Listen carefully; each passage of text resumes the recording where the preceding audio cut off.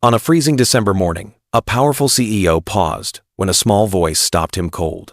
A little girl sat on the school steps, clutching a worn pink backpack, her eyes red from tears. "Everyone got a Christmas gift, except me." That single sentence cracked open a memory he had buried for decades, the Christmas he himself had been forgotten.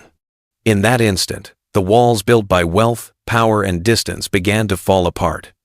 What followed was not just a meeting between a millionaire and a child, but the rediscovery of something far greater than money: the power of listening, the courage to care, and the chance to rewrite not just one Christmas, but a lifetime. This story will touch your heart and remind you that kindness can change everything. Stay with us, and don't forget to subscribe to the Retold Stories. The air that morning carried the sharp bite of winter, the kind of cold that could make even strong men shiver. But Grant Walker did not notice. His overcoat was thick, tailored, and heavy enough to shield him from the sting of the wind. To him, the world had always felt like this coat, carefully constructed, pressed without wrinkles, protective enough to ensure that nothing truly painful could slip through. For decades, that was how he survived. His driver had let him out 2 blocks away from the school. No one needed to know he was here, and certainly not the press. He disliked cameras, disliked staged handshakes, disliked the shallow gratitude of headlines. What mattered to him was control, the ability to shape things from behind closed doors.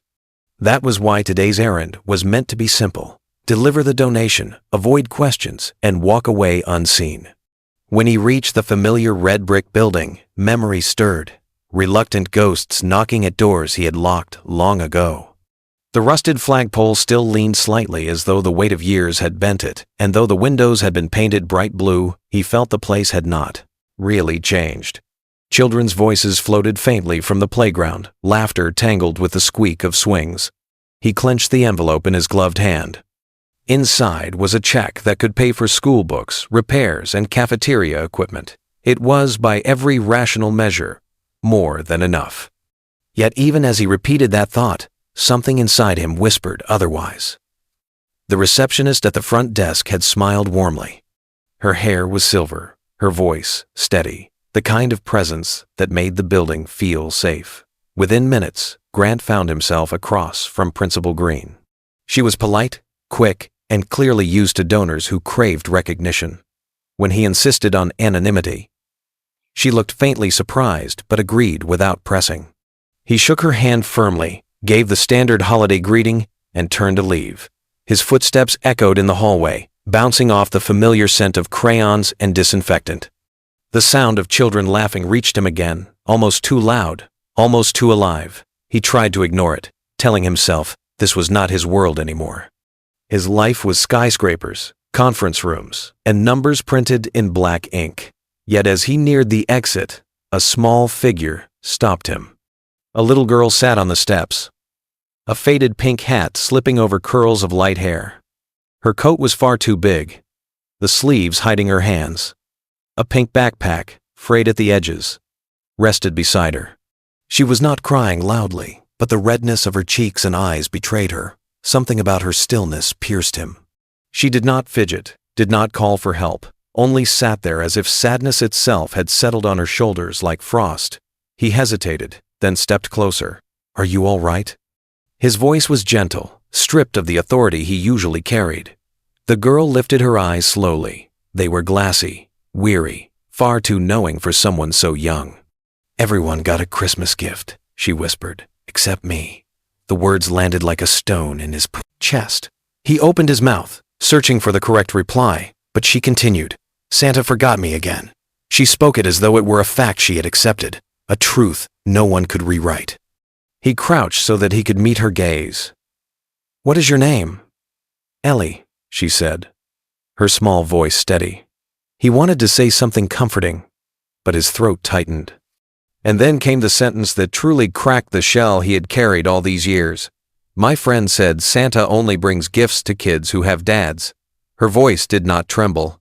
Her eyes did not dart away. She said it plainly, as if she had repeated it to herself so many times it had become the foundation of her world. But for Grant, those words dragged him back across decades, to a boy of 7 staring at a plastic fire truck beneath a too thin Christmas tree. His father was gone, and so was the magic. His mother had tried to smile, but he had known even then. He had stopped believing, not because anyone told him Santa was not real, but because he realized no one remembered boys like him. He blinked quickly, trying to regain composure. "Where is your mother, Ellie?" he asked. "She is inside, talking to my teacher. She said not to talk to strangers." Ellie studied him carefully, as though she was not looking for danger, but for something else, kindness, maybe. After a pause, she added softly, "But you listened." 2 words. You listened.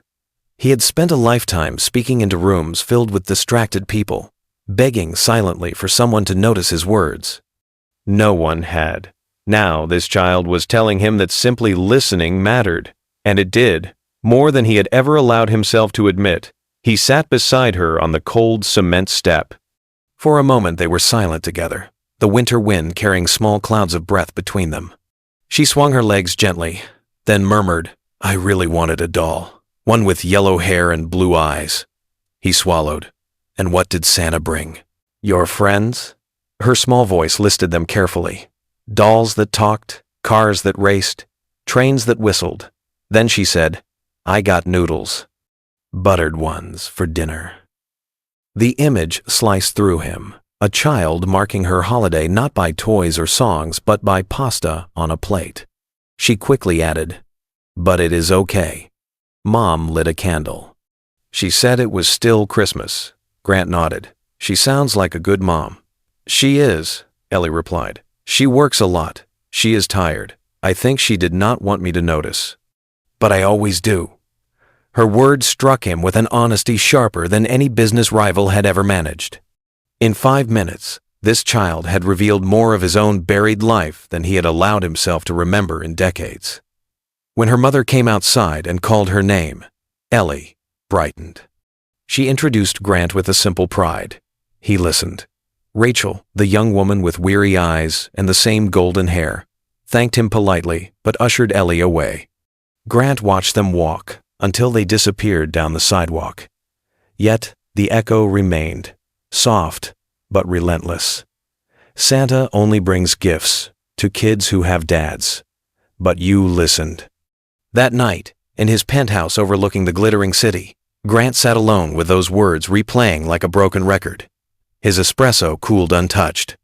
The city lights sparkled, but they offered no comfort. He had always measured life in profits and achievements. But now, his chest felt hollow. He had faced senators without trembling, yet the memory of a little girl's steady voice threatened to unravel him. When he finally slept, dreams tangled with the sound of her voice. And when dawn returned, his first thought was not of quarterly reports, but of a child with blue eyes who had reminded him what it felt like to be forgotten. The day after their first meeting, Grant Walker was supposed to be in a boardroom, commanding attention with charts and predictions. Yet when his assistant reminded him of the afternoon's obligations, he found himself unable to concentrate. Numbers blurred, documents became meaningless, and the hollow feeling in his chest only deepened. By noon, he stood at his window, looking out at the city. But all he could see was a child with wide blue eyes and a pink backpack whispering that Santa had forgotten her. Without further explanation, he ordered his meetings canceled. His assistant stared at him in surprise, but obeyed without a word. Grant had always been decisive, never indulgent, but this time even he did not fully understand what he was doing. Soon he was back in the car, telling the driver to take him toward the school. He did not go inside. Instead, he lingered across the street as children spilled out of the doors, their laughter carrying across the cold air. They ran in clusters, trading stories about toys and gifts. And then there was Ellie. She walked alone, her boots scraping softly on the pavement, her shoulders hunched as if she already knew she would not be part of their excitement. Grant watched her turn down the block, and almost without deciding, followed at a distance. The street she led him to told its own story. Peeling paint on houses, gutters sagging with rust, a lawn littered with toys abandoned not because of choice, but because there was little else to fill the space. When Ellie disappeared through the gate of a modest duplex, Grant stayed on the corner, watching. He told himself this was foolish.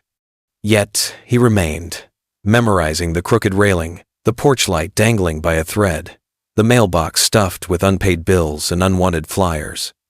That night in his penthouse, he opened a shoebox he had not touched in years. Inside were photographs from a childhood he rarely allowed himself to remember. In one, a 7-year-old boy sat cross-legged beside a sparse tree, clutching a plastic red truck. His mother's smile in the photo was tired but determined, a smile that said she wanted him to feel magic even when she could not afford more than a few flickering lights taped to the window. Grant remembered whispering, "It's perfect, Mom," because he understood even then how much she had sacrificed. And he remembered the silence after, the long absence of his father, the realization that Santa did not visit every child. The next day he returned again, restless, unable to pretend his world of profits was enough. When school ended, he instructed his driver to follow discreetly.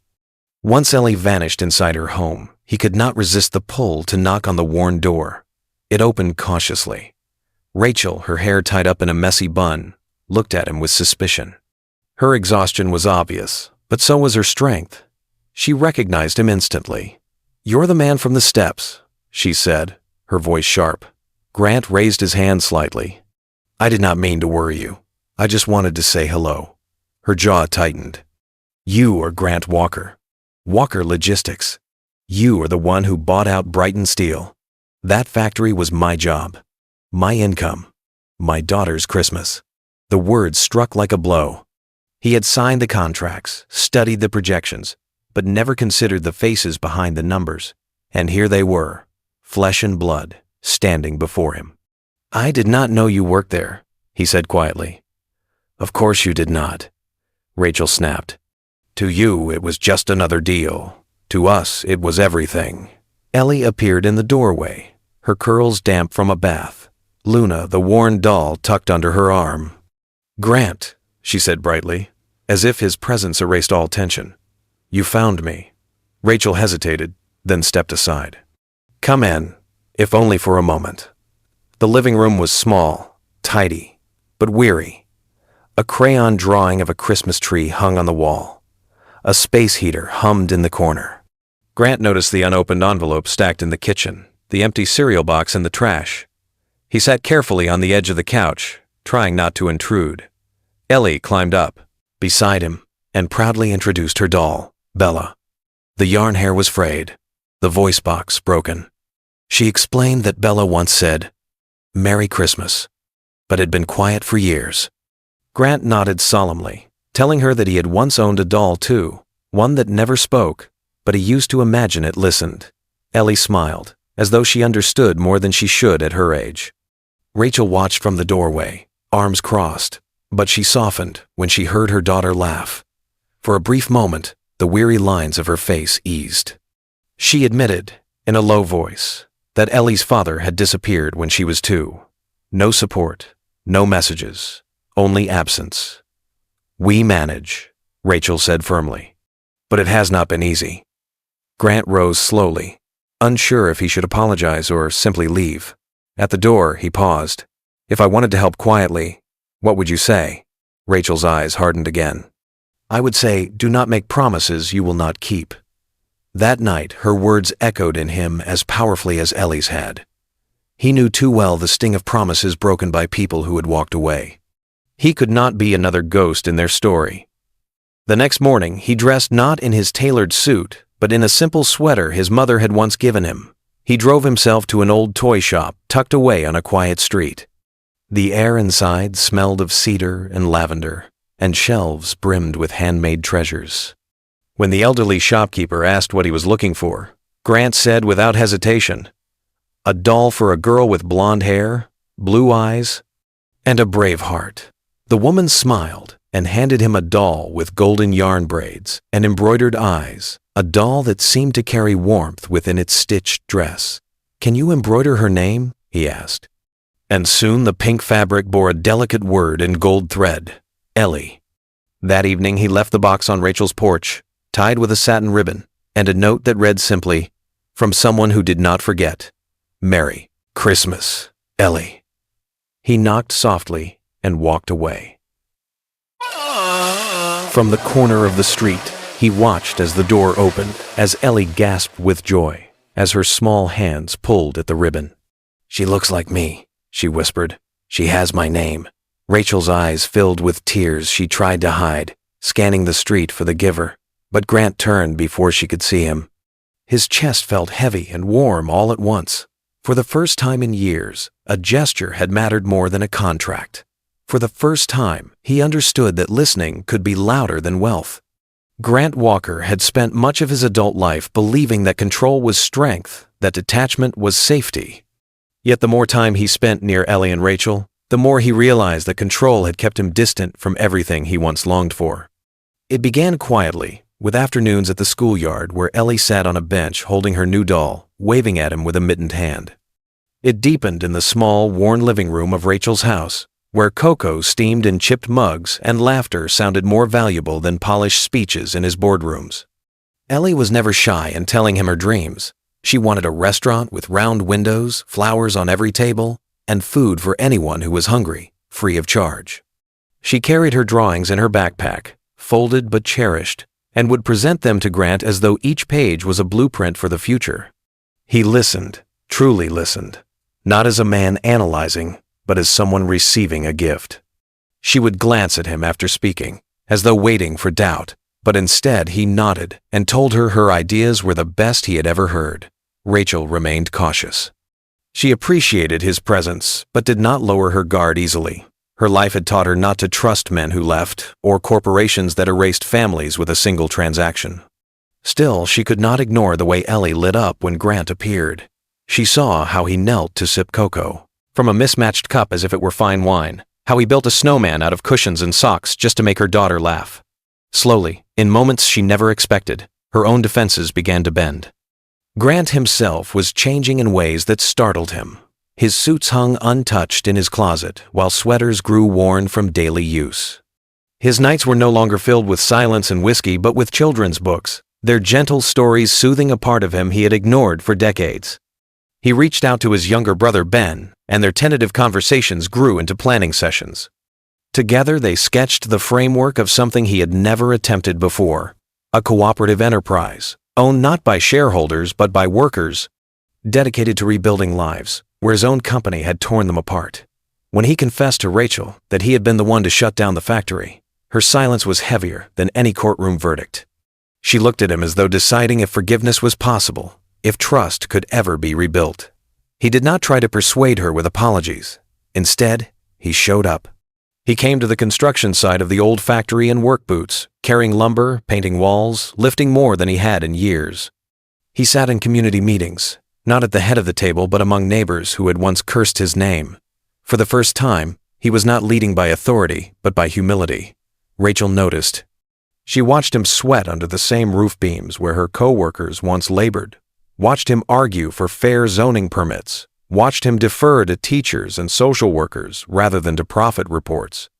Her skepticism did not vanish overnight, but it softened.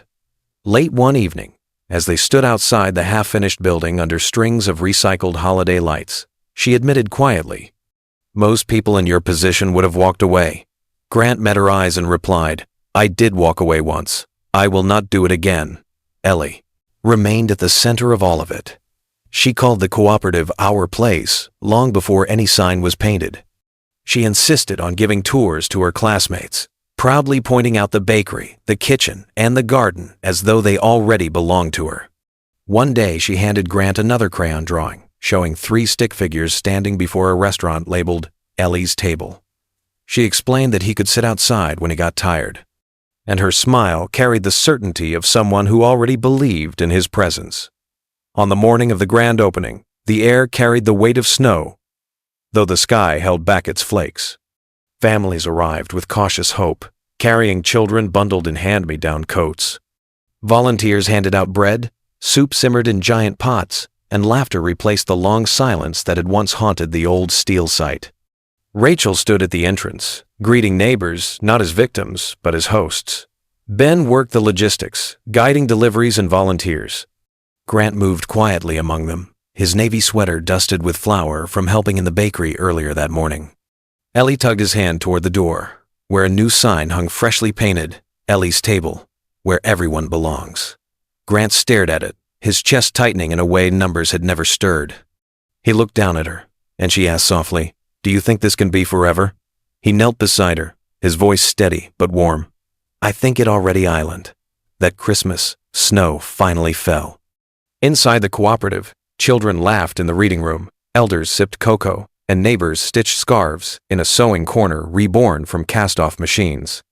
Grant sat by the window, watching Ellie dart through the hall in her red dress, Luna the doll clutched tight in her arms.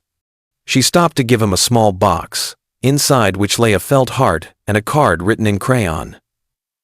"You did not forget, so I will never forget you." He pressed the ornament against his palm, unable to speak, but when he looked at her, his eyes carried every word his voice could not. That evening, after the last guests had left, he stepped onto the porch with Rachel. Snowflakes swirled under the glow of string lights. For a long moment they stood side by side in silence, until Rachel said, "You are not going back, are you?" He shook his head slowly. "I have already stepped down. No more towers, no more boardrooms. This is what I want to build now." She studied him, searching for the man he had been, and found instead the man who had stayed, who had listened, who had chosen presence over power. Inside, Ellie called for them to come see her newest drawing, a plan for next year's upgrades with bigger windows and more flowers. Grant smiled, stepping back into the warmth of the home. For the first time in decades, he did not feel like a visitor in someone else's story. He felt like he belonged. There are stories we hear and forget, and then there are stories that change us. This one began with a little girl on a cold school step, whispering words that pierced through decades of silence. Everyone got a Christmas gift, except me. In that moment, she was not just a child left out of holiday cheer. She was the mirror of every forgotten voice, every person who ever wondered if kindness had passed them by. Grant Walker was a man who had measured his life in contracts, boardrooms, and the steady climb of profit. He had lived in a world where listening was optional and presence was negotiable. Yet in Ellie's eyes, he recognized something far more powerful than success. He recognized himself. Her honesty tore open wounds he thought had healed, and in doing so, gave him the courage to become someone different. What followed was not charity. It was transformation.